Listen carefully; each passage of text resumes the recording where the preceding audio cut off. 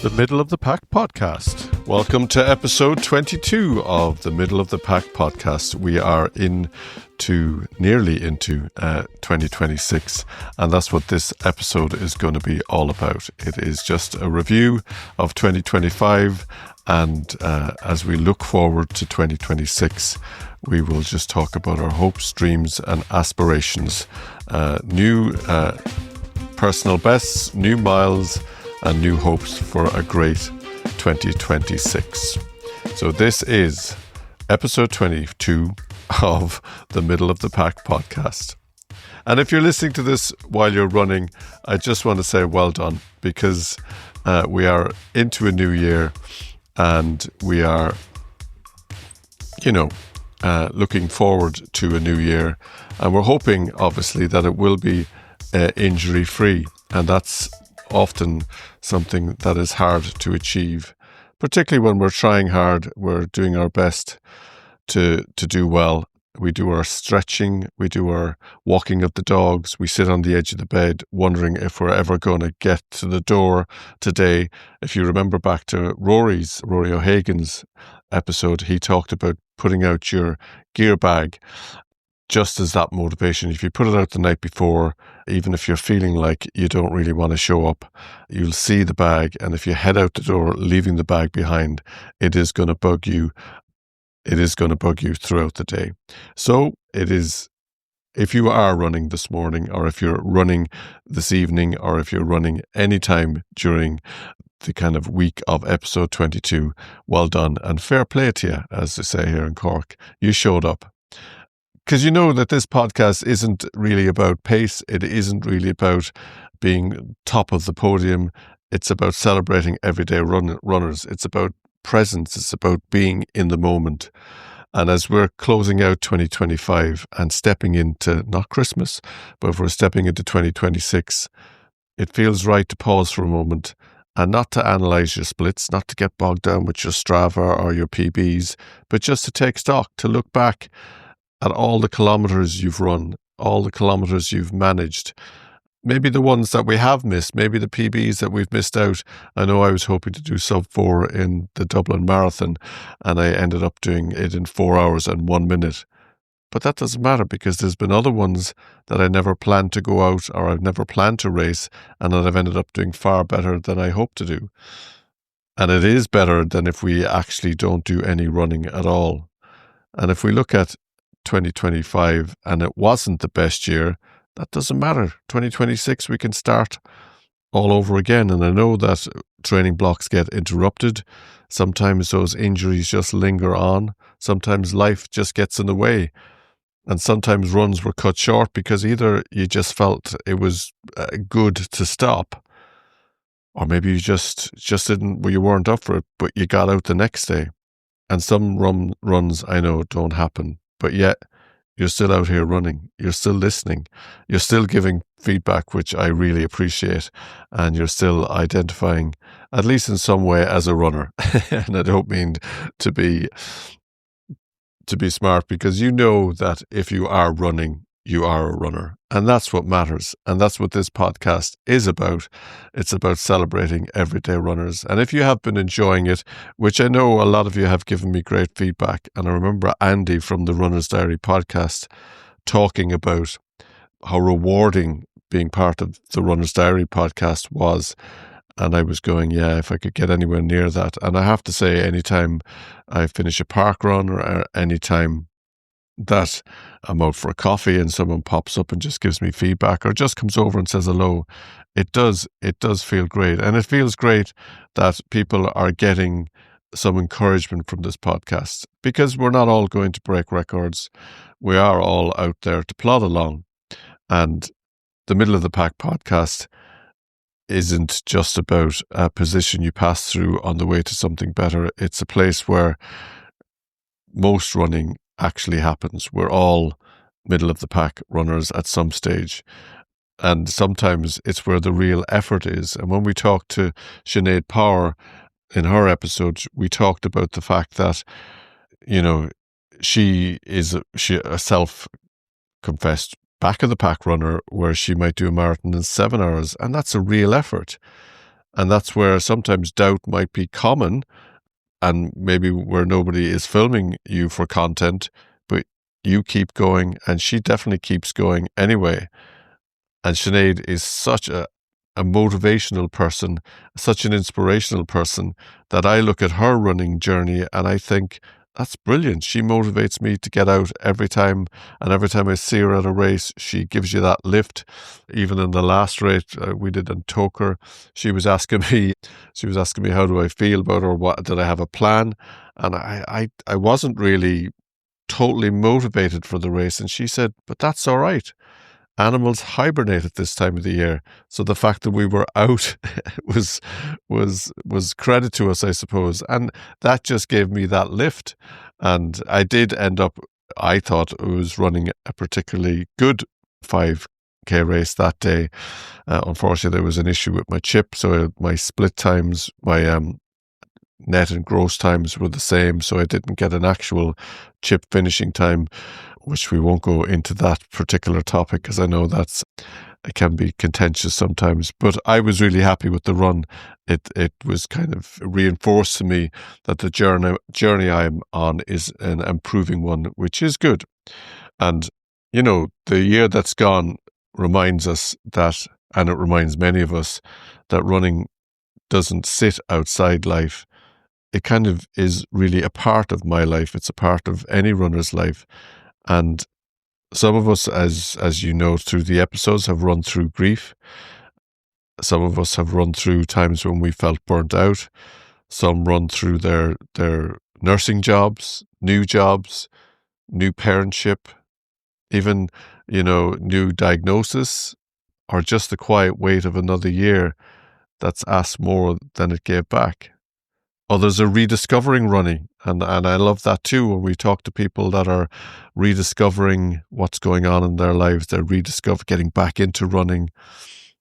And sometimes that can be slow, it can be awkward, it can even be reluctant.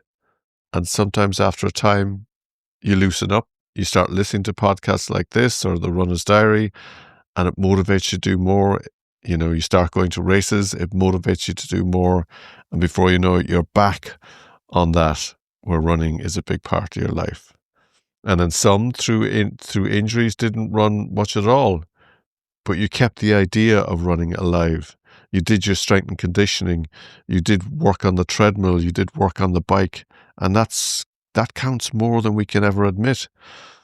We live in a country that loves we live in a culture that loves extremes, loves massive goals, loves graphic or dramatic transformations, headline achievements. But the middle of the pack is where consistency lives, where humility lives. We learn that progress isn't always visible, and that's okay.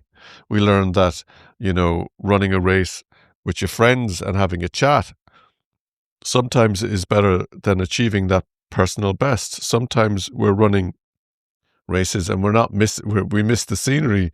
We don't get time to smell the flowers because we're so concentrated on achieving that PB. I was chatting to somebody and I was going, the Dublin Marathon was a great experience. The Cork Marathon was a great experience. But sometimes you miss the landmark. Sometimes you miss all the key, my wife Yvonne was telling me about when she did Amsterdam, nobody saw the windmills, but she did. But she's got a better knack than me of smiling through a race and getting good times and seeing things. And yeah, it's something to think about, that running a race isn't always about racing the race. Sometimes, it's okay just to go out and to enjoy it. And as we step into the new year, 2026, there's already pressure building, in my head. I'm trying to get new plans, new races, new expectations, setting new goals. I have to say, working with Kieran McKeown, the coach, who I've mentioned an awful lot, and it might even be the next guest on the show. It might be a good time to get him on because it is all about new plans, new races, new expectations. And working with him has given me huge satisfaction in seeing my times come down, almost personal bests in a lot of the races that I've run this year. And but that sets the pressure in a way that, can I keep that going for 2026? But I think for one of the things that I also thought about this year was, if I'm doing a race, the first goal is to be better than last year, is to be better than the last time I ran the race. And almost as you step into 2026, if you run a 5K and you do it in 28 minutes, maybe set that as your target then to beat the next time, instead of a personal best that you might have done 3 years when you were 3 years younger, or you were in a peak. It's all the time trying to do better than maybe you've done before. And as we get older, sometimes, we have to realize that we may not ever get under 20 in a 5 kilometer race. But if I keep striving to do better than the race in the year that I'm in, if you know what I mean. So if I start the year with a 28-minute 5K and I finish the year on a 27-minute 5K, isn't that just improvement? Isn't that showing that we're consistent? And it is something that will keep you motivated. But this space, this podcast is an invitation sometimes to resist the noise and the pressure, and it's a bit more about running, because running at its best is not about becoming someone else. It's about staying connected to who you are, and that's the important thing. It's a case of being motivated and getting the enjoyment out of what you enjoy. And sometimes Strava makes that difficult because you're giving people kudos, and sometimes you're just giving people kudos if they've done a 5-minute warm up, and it's just almost to say well done because you're still out there. And the runs that you'll do in 2026 won't all feel good. Some will feel heavy, some will feel pointless, some will feel like you probably shouldn't have gone out at all, and some will surprise you, or somebody will talk to you, or a podcast will talk to you and give you those moments of clarity you didn't know you needed, but when you got them, you needed them, and they made things better. And many will simply be ordinary. Many races will just be ordinary. Shoes on, doors closed behind you, and breath finding rhythm, and finding that rhythm in a race. And again, that's just about finding that rhythm in a race where you're suddenly going, I'm enjoying this. And they're the runs that matter the most. It's not whether you fly over the line, with almost everything hanging there, just dying. It's the ones that you find your rhythm. It's the ones that you find and you just go, I am just in a moment here. And I love that. Like, I went for the Runner's Diary had a run the other day, and I went on it. There was about 18, 20 people, and 2 or 3 of us who were slower were chatting. And then the 2 people I were running with, Ian and Jane, they were just after doing a much longer run. So they were on a different kind of pace to me, or a different trajectory, shall we say. And I just said, I'm going to turn around here and go back, so I'll do my hour run. And on the way back, and sometimes I don't always like running on my own, but just on the way back, I found that rhythm. I found an element of the run where I was just going, this is brilliant. And it helped me to run alongside my life at that moment. Rather than trying to escape it, I negotiated with myself in a way, and I was thinking about things, and everything was kind of falling into place. And sometimes when you're running, and particularly on long runs, you are running alongside life rather than escaping it. And sometimes your thoughts, escape you, or you change your trajectory, and yeah, it makes you feel better. And it's not weakness, it's maturity. And if you are in a place where your running is so much more enjoyable because of whatever you're going through, and it's helping you to get through, that's a beautiful sign of maturity. And as we close this year out, it's worth saying this clearly. You don't owe running anything. It doesn't need to justify itself. It doesn't need to lead somewhere impressive. It's allowed simply to exist as part of your life, changing shape as your life changes shape. And I remember when my father died, it's over a year now, but I remember going out, in and around the time of the funeral, and the sense of I suppose, joy that it gave me, and to a certain extent of the sense of perspective. It was changing the shape of my life even then. And then the other side of things is that maybe 2026 will be that big year for you, but maybe it won't. Maybe your biggest win will be staying injury free, or just enjoying a run without tracking it. Maybe, as part of the New Year's resolutions, you just try to leave your watch and your phone at home. Just go out, run. It might be running slower, but maybe you'll feel better for it. There was one of the turkey trots in the BHAA races that we have here, where I think, well, I don't think you're meant to guess what time you'll do, and you're not allowed to bring your watch. And that would be interesting, because I would think I could say, often on my slow runs or on my easy runs, I average such and such a pace. So I know that maybe if I just adopt that. But would I be faster? Would I be slower? Would I get caught up with the people running around me?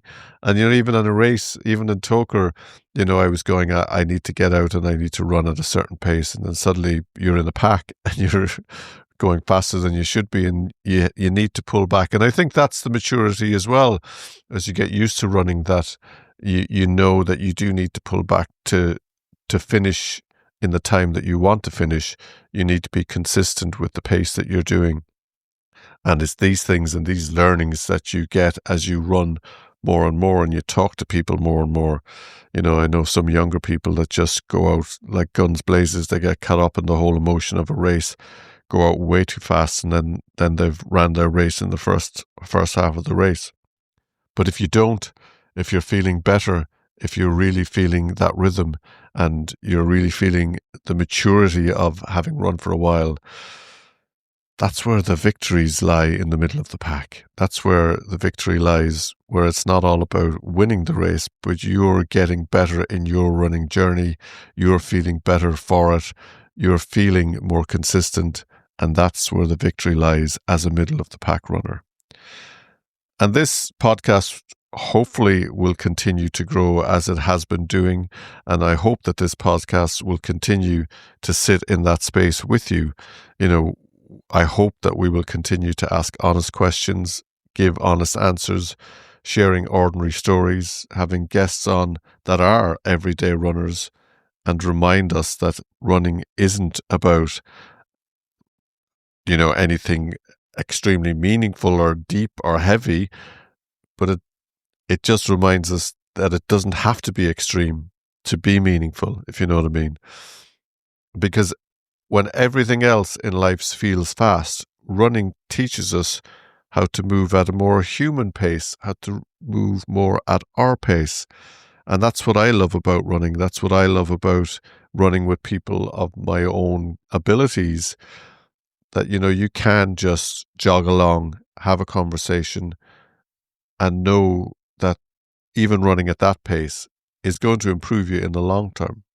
So wherever you're listening from, wherever you are feeling, or however you're feeling at the moment, whether you're feeling fit or unfit, and no matter how you feel, however motivated you are or how tired you are, I have to say thanks for being here, listening to this podcast at the end of this year. It's only episode 22, but so much has happened this year. And, if I think about all the different guests that we have on, it has been such an amazing journey. And, if I think at the very first episode that we had on the Middle of the Pack podcast, it's such a joy.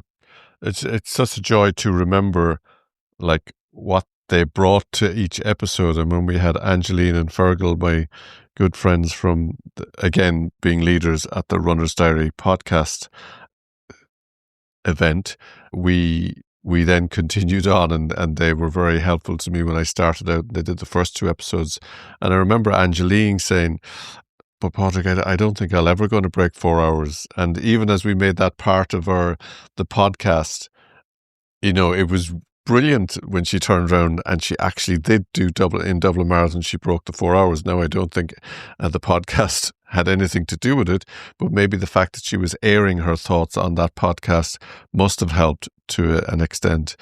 and her husband Fergal, great motivation, and he has he's a coach, a personal trainer, and if you look him up online, you'll see that he is helping people's lives as well. So those two were super help to me and very encouraging, and we will continue to follow each other, continue to help each other, and hopefully at some stage meet up at a race again. We didn't quite do it at Dublin, but we were supporting each other all the way through. And then we had Laura Fleming, one of the popular episodes that we had, where she was talking about her nurse's journey and as a runner and as a nurse. And, we had 2 episodes from Laura and they were really good. Claude O'Neill, and some of these guests came back on Christmas Eve just to talk about the Christmas list as well, and Clodagh was one of those. And she blew me away again, from being just a 5k, not even doing a 5k race and running a marathon, and that was interesting. And then Karen Toomey came on, and again we had 2 episodes with Karen, and they were the most popular episodes that we've had so far. She has a great following on social media, but also we went through her running life, and then we also went through the, I suppose, heartache even of being injured as she was trying to get to Dublin. But again, such a positive attitude coming out of that, and, truly inspirational. And she is back on the road, which is brilliant. She is running again, and it was great to have Karen on. And some of these guests, for sure, we will have back on, because I think it's not all about you've been on once, you're not coming on again. It'll be great, I think, to continue and to catch up and find out where people are. And Gar Franklin was another one of these, where he had his quest to break 5 hours. And not because he was on the podcast, but part of the journey. We were following him, and he broke the 5 hours, which is brilliant in Dublin. And I happened to meet him face to face. I don't think he recognized me initially, but it's just brilliant to be able to see these people, know their story, know that we've brought their story to you, and that they've done a wonderful thing. And then obviously Sinead Power, who I've talked about already, and, a sociable running journey, but I believe still is hugely motivational to a lot of people. We had Dave Buckley, his great marathon comeback, and we talked all about how he did in Cork and how he was doing in Dublin. And again, he was pacing, I think, his sister in the Tokar 5k. We've had a bit of a humorous interaction with all that, but a hugely popular episode as well. We even talked then about surviving Maranoia before Dublin. We had loads of people give feedback after the Dublin Marathon, and that was really important, and that was really a good episode as well.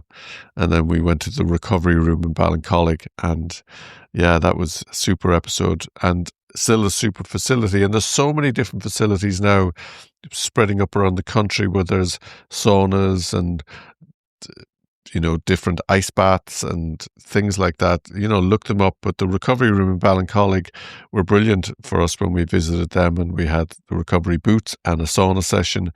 And it definitely is a recommended thing to do after a long run or after a long race like that. Women Who Run Ireland, Tara Wilson was on, and she talked all about her running journey. And that was a particularly great episode as well. And she's been back on talking about gifts and things like that. And she would definitely be somebody again that we would bring back on, in various different guises as we talk about various different parts of running. She works at the Run Hub, so she has insight on that as well. And then we had Eamon, an Irish sober strider, Eamon Kearney, and Kearneys Don't Quit. Big thing that stuck with me. What an episode that was. Resilience, Recovery and Community, it was called. And a fabulous episode. The first overseas guest, he is Irish, but we did it from his home in America. And that is an inspiration story. And then we had Caroline Coffey. I loved that episode as well, because she talked about marathons, motherhood, mindset, dinos and cores. And within all of that, she has a hugely successful PT business, but is so down to earth and is so really the spirit of what this podcast is all about. Because it's not about doing crazy things, it's about being practical in your life. And she certainly definitely gave me so much. And if you follow her on social media, you'll be inspired by her journeys as well. Then we had Calabresi, John, and the wildlife that he has. And wow, I had to catch my breath out of that episode. And yeah, it's that craziness of doing 100 miles, but also he was doing turkey trots. And, these are the things that I just love about having guests on and talking to them, because you just go, the things that you learn from an episode are just amazing. And I hadn't heard, I know a lot of people had heard about pickle juice, but John talked about that in the episode and it just caught me by total surprise. We had Cleana Rowan, story of loss, love and marathons. And again, truly inspirational episode, truly inspirational mother, person, runner. And again, really enjoyed that. And all my interactions with Cleana are always positive, motivational, and she was a great guest to have on. And then we had Rory O'Hagan on for our 20th episode, and people say that it's very difficult for podcasts to reach 20 episodes, but Rory definitely helped us to do that. And now we have reached episode 22. And these are all victories. And every one of those guests and every one of those episodes was a victory to a certain extent, because we as a podcast moved on that extra step. I can see that the followers and the downloads have been increasing. In some episodes, they don't, for whatever reason. Christmas Eve episode wasn't, the most listened to, but that could just simply be because it's such a busier time of the year, or people weren't out running, or people weren't listening.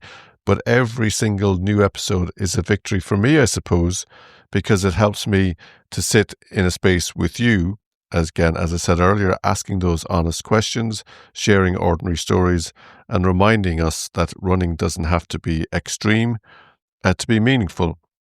Because when everything else in life feels fast, running teaches us how to move at our own pace. So wherever you're listening from, whether you are out on the road or whether you're fit or unfit, however fit or unfit you feel, however motivated or tired you are, thank you for being part of this journey. Thank you for being here at the end of this year.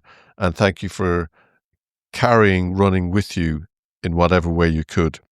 And 2026 doesn't need to be a new version of you. It needs to be the next small step. So as we come to the end of this episode of the Middle of the Pack podcast, and as 2025 gives way to 2026, there's no big finish line to cross here. We just have a quiet pause, a moment to breathe. And if running has taught us anything this year, it's that progress rarely announces itself. It happens in small decisions, choosing to go out, choosing to stop, choosing to start again. And most of the miles that shape us never make it into a highlight reel, never make it into the Strava highlight reel. And that's fine. If you've ran consistently this year, well done. If you didn't, you're still part of this. If running helped you cope, great. If it frustrated you, you're not alone there either. The middle of the pack has room for it all. And as you step into 2026, you don't need to carry pressure with you.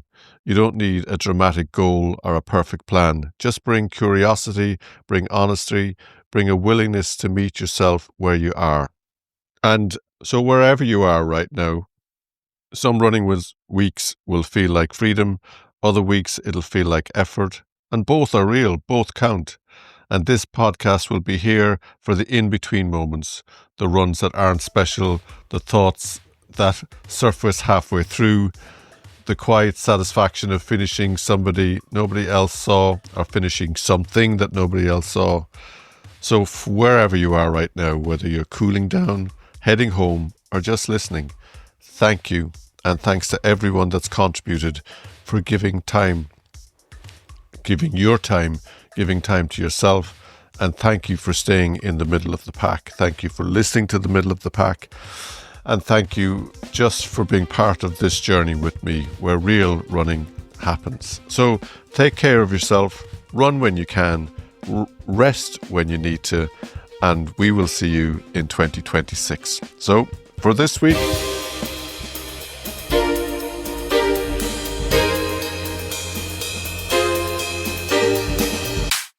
Thanks for listening. Happy New Year and keep on running.